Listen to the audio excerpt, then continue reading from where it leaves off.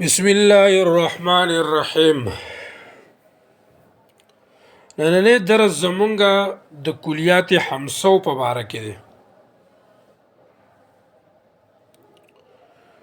نو وجر اثر په دې کلیات حمسو کې هغه دا ده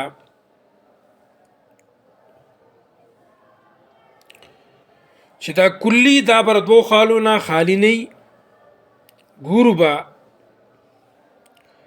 یا به دا شی داخل وي په ماهیت کې یا به دا شی خارج وي د ماهیت نه.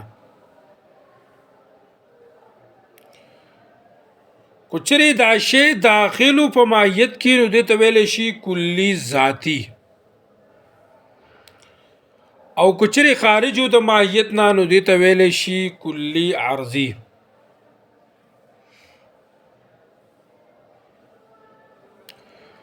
بیا کلی ذاتی بر دو خالونه خالی نه ګورو با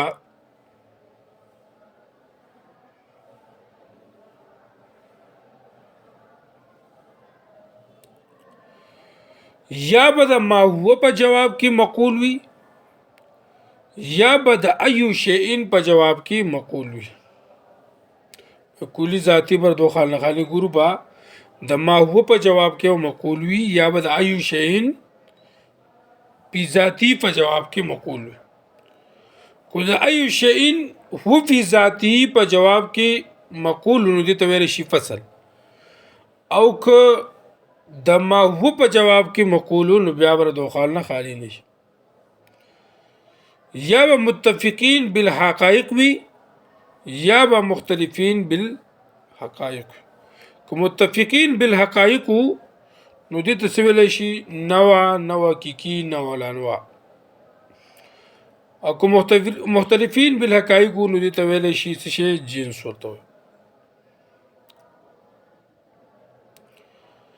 بیا د جنس دا جنس بیا په دوه قسمه لګنه نو دوه جناسه پکې دارا چې جنس په خالی نه یا به بل واسطه مقول وي یا به بلا واسطه مقول وي. یا به بل واسطه یا بلا واسطه شو کنه، بل واسطه یا بلا واسطه. که بلا واسطه نو دې ته جنس قریب وي، او که بل واسطه دې ته ویل شي جنس بعید. صحیح شو. جنس کې بل تقسیم مونږ ذکر کوو په اعتبار د مراتب سره. جنس په اعتبار د مراتب سره د دوه خالونه خالی نه دی ګورو با د دې د لاندې به جنس وي یا به نه. که لاندې ته جنس نه نو ساپل ورته وي. صحیح شو. دې باندې پوښ که لاندې ته جنس نه نو څه ورته وي جنس ساپل،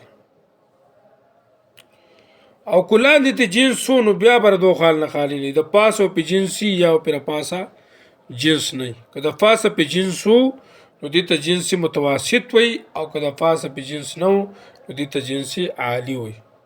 صحیح ده. اوس راځي ترکیب ته چې ترکیب به تاسو څنګه کوئ. ترکیب به هغه به تاسو څنګه. نو زموږ سره یو مثال له انسانون.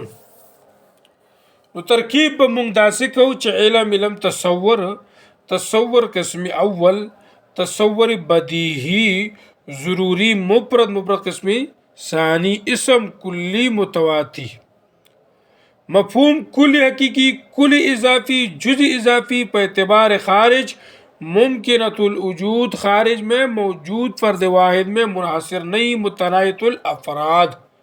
کلی ذاتی نوع حقیقی نوع الانواع نوع اضافی. او په رسیدي په دې باندې دا یو مثال شته تاسو وړاندې مو بل ته وګورئ. حیوانونه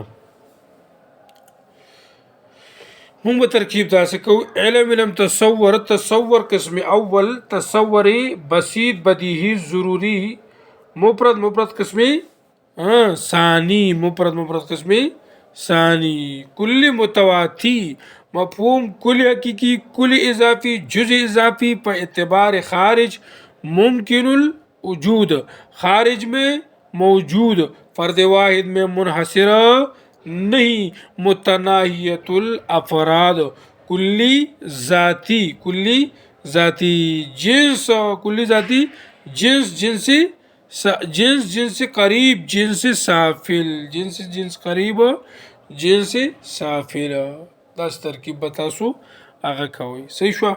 پوه به شوي که پوه به نه شوي.